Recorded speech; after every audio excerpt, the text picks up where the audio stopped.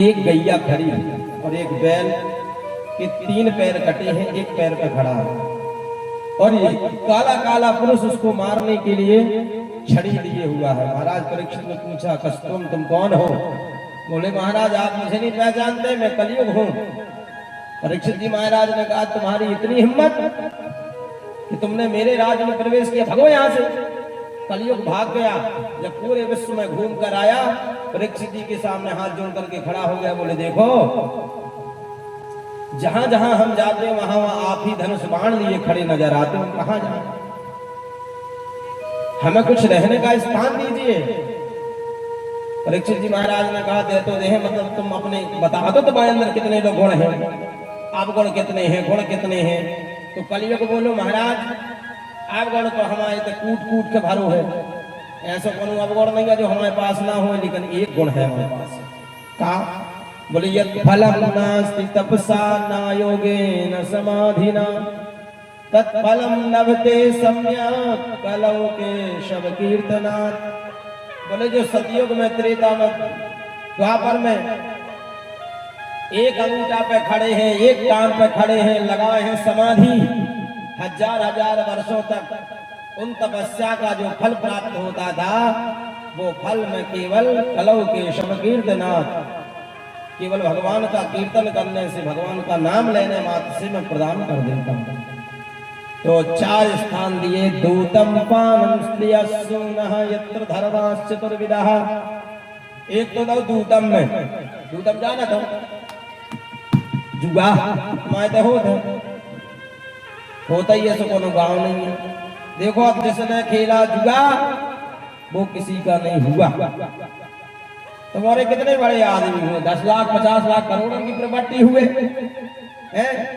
दुष्ट दादा हमके पास कितनी प्रॉपर्टी थी, सब हार गए। जुआ जो किसी का नहीं हुआ। तो जो जिस घर का आदमी जुआ खेले, समझ लो उस घर में कलयुग ने प्रवेश कर लिया। जो कोई पलता फेंके, समझ लो घर में भी कलयुग है।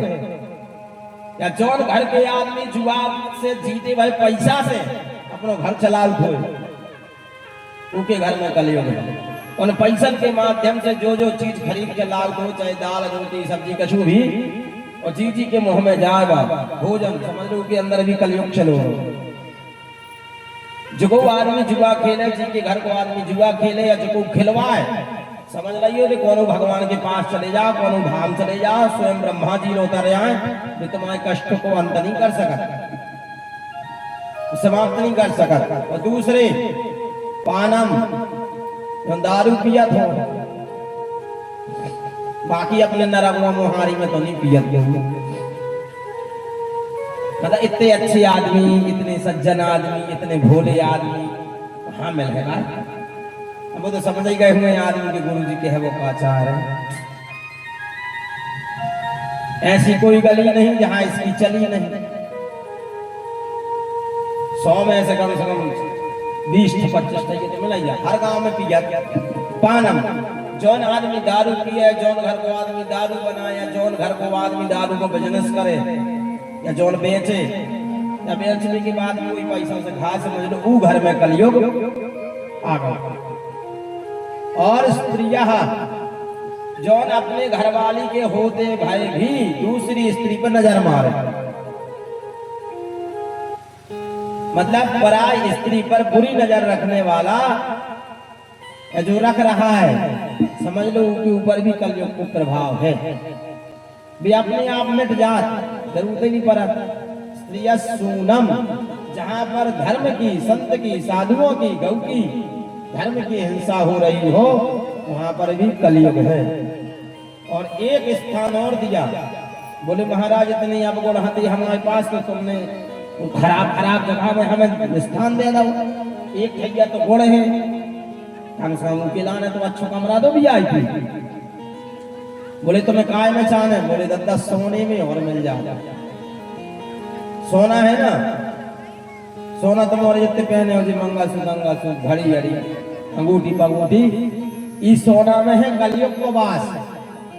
से तुम्हारे एक काम करियो, जितनो घरे हुए तुम्हारा सोनो रखो, वही अंगूठी अंगूठी से सब जाके भागवत को चढ़ा दियो, तो दोस्त वहां मिट गए हैं, हमारे ले जाए अपने घर।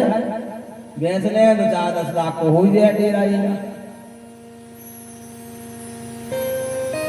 तो कलयुग का वास सोने में है, लेकिन समझ लो जो अनीति से, अत्याचार से, पाप से किसी को मार कर, किसी को लूट कर, किसी को झगड़ कर, या किसी का तुमने सोना धर लिया और सामने वाला मांगने आया तो तुमने सोना उसका वापस नहीं किया, तो अनीति से, अधर्म से, अत्याचार से कमाया गया होगा सोना, उसमें कलयुग का वास है।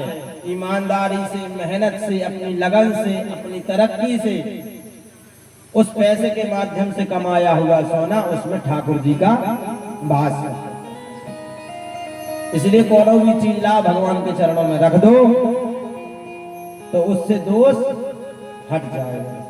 तुम्हारी निवेदित भोजन कराही,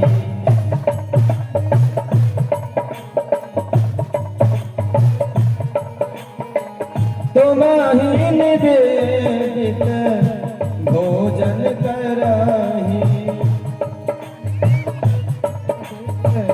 भोजन कराही, प्रभु प्रसाद पट भूषण धराही, प्रभु प्रसाद पट भूषण धराही, तुम्हि निवेदित भोजन करही, प्रभु प्रसाद पट भूषण धरही, भोजन कराही, प्रभु प्रसाद पट भूषण धराही। श्री राम जय राम जय राम, श्री राम जय राम जय जय राम। तो सोने में वास कलयुग का है और ठाकुर जी का भी है।